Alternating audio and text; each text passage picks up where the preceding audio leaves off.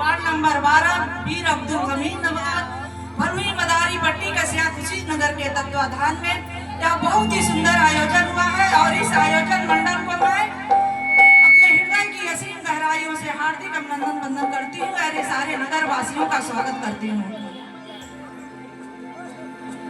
हे मानस के राजहंस कर जोर में वंदन करती हूँ, हे मानस के राजहंस कर जोर में वंदन करती हूँ और नंदन के अतुल प्रेम से आप सभी का हार्दिक अभिनंदन वंदन करती हूँ।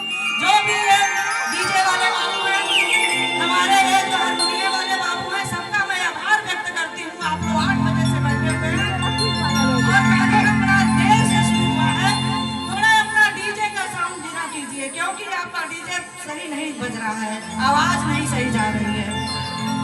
तो लेट से कार्यक्रम शुरू हुआ है, इसलिए कार्यक्रम सही तरीके से नहीं हुआ है, सही तरह से संचालन नहीं हुआ है। इसके लिए मैं आप लोगों को थोड़ा करूंगी और नाराज मत होइएगा।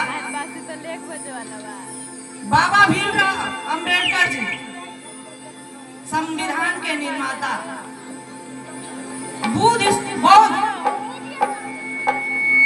गौतम बुद्ध के अनुयायी, बौद्ध सत्य तो बोधिसत्व के नाम से वो जाने जाते हैं। उनके पास कितनी डिग्रियां थी, कितनी भाषाएं थी, कितनी उपाधियां थी, इसको गिनना मुश्किल है। बस किताबी बातें हम लोग जानते हैं। अब बताया जाए तो बहुत हो गए, सब लोगों ने बताया है, हम लोगों ने सुना है। तो भीमराव जी की जयंती हम लोग मनाते हैं, लेकिन उनके जैसा बनना बहुत कठिन है। भीमराव ने इतना सुंदर संविधान दिया और जन जन को अधिकार और नारी को सम्मान दिया, लेकिन आप लोग मनाते हैं। मैं तो हर साल नहीं देखी हूँ, दिन में देखी हूँ, रात में नहीं देखी हूँ, और रात में इस साल देख रही हूँ। एक कमियां आप लोगों ने हुई है, लेकिन नाराज होइएगा मेरे ऊपर, लेकिन मैं इस कमी को जरूर कहूंगी। अगली बार से यह कमी नहीं होनी चाहिए। कार्यक्रम छोटा ही हो लेकिन सही तरीके से हो। पहले नंबर, आप लोगों ने यहाँ जितनी महिलाएं हमारी बहनें बैठी हैं, नारी शक्ति बैठी है, हमारी बेटियां बैठी हैं, सारे नीचे बैठी हैं और पुरुष वर्ग सारे कुर्सी पर बैठे हैं। ये कहाँ का अधिकार है? आप लोग बताइए हमसे, क्या गलत है कि नहीं है? गलत है ना? ऐसा होना नहीं चाहिए, क्योंकि ये नारी शक्ति है, इसी से देश चलता है, इसी से घर चलता है, इसी ये जननी है आप लोगों की। इसलिए आप लोग भले नीचे बैठे, लेकिन महिलाओं को कभी नीचे मत बैठे।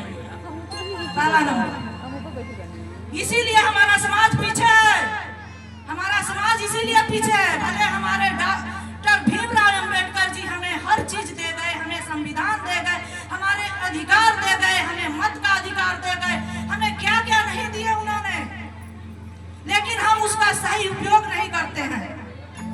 उन्होंने कहा शिक्षित बनो, संघर्ष करो, संगठित रहो, लेकिन हम शिक्षित हैं, हमारा ज्ञान कहाँ है कि हम उस ज्ञान को नहीं पहचानते हैं। हम अपनी महिलाओं को, हम नारी शक्ति को नीचे बैठाए हैं। ऐसा कभी नहीं होना चाहिए। अगले टर्म से जो भी है हमारे आयोजक मंडल, जो भी इसके जिला अध्यक्ष हैं, इस कमेटी के जितने भी युवा मंडल है, सब आगे की पीढ़ी है, सब उनसे भविष्य हमारे देश का। इसलिए मैं करजोर निवेदन करती हूँ आप लोगों से, मेरे भाइयों, इसके बाद नीचे मत बैठाइएगा हमारी महिलाओं को। बेटी तो बेटी होती है, बेटी तो सीप की मोती है, बेटी तो बेटी होती है, बेटी तो सीप की मोती है। अब बेटी से सजता दो दो घर, बेटी तो पिता के दिल की धड़कन होती है। अब पहले से भी पुरुष समाज हावी रहा है नारियों पर। पुरुष प्रधान देश कहा गया है, पुरुष प्रधान देश है नहीं, नारियों से ही देश चलता है। तो नारियों को केवल यही बताया गया कि नारी तुम कमजोर नहीं हो, कमजोर बताया गया तुम्हें। यह पुरुष वर्ग ने बताया, मैं आप लोगों को कह रही हूँ, जो आप लोग आज नीचे बैठाए हैं नारियों को।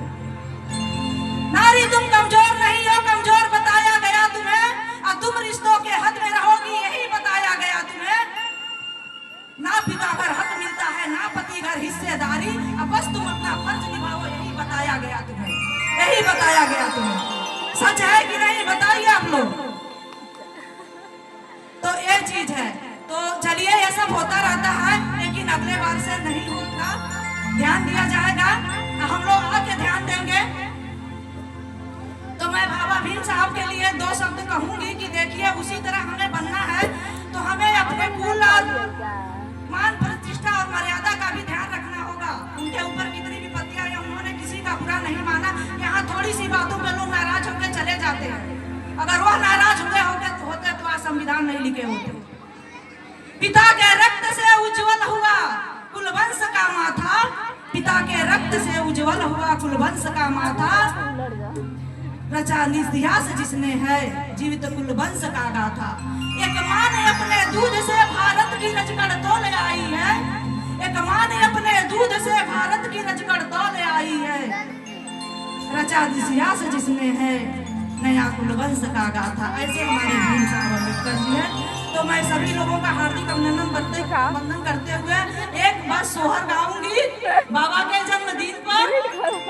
अगर मेरी बात प्रशांत जी बुरी लगे